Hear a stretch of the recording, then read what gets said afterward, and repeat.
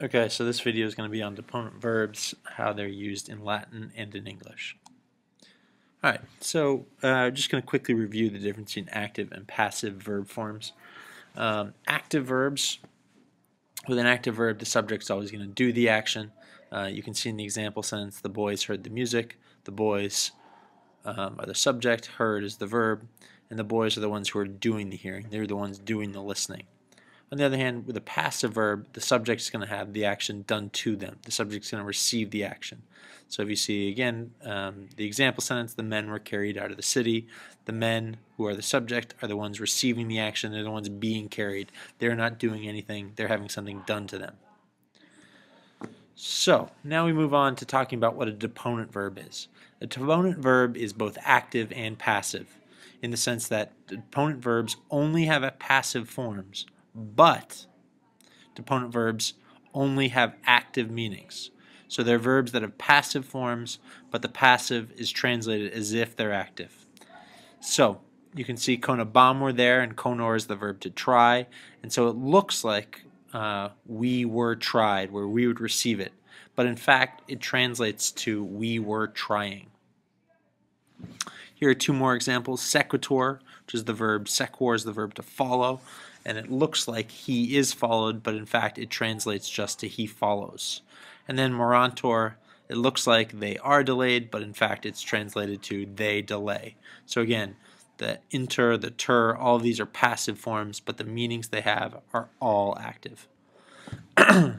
Quickly, the principal parts of a deponent verb. Because a deponent verb is passive and only has passive forms, it's only going to have three principal parts. The first principal part is just going to be the present first person singular.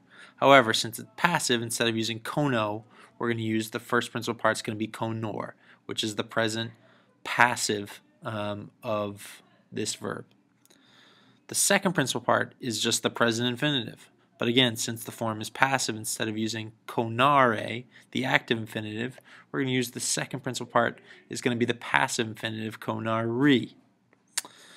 Third principal part is only for active forms, and so because konor doesn't have any active forms, the third principal part does not exist. And then lastly, the fourth principal part stays the same because it's a passive form as is.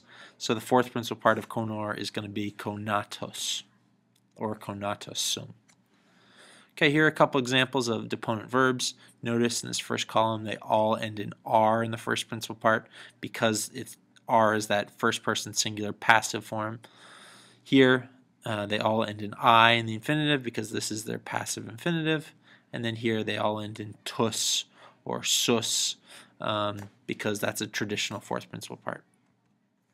Okay, a couple final thoughts. Remember, every passive form has an active meaning. So the passive infinitive is going to be translated to verb, not to be verbed. So here konari just means to try. And then this one is key. The perfect passive participle is going to be translated as having verbed instead of having been verbed. So konatos just means having tried. So good luck in the word champ. Hopefully that'll be good practice for you and this will make sense.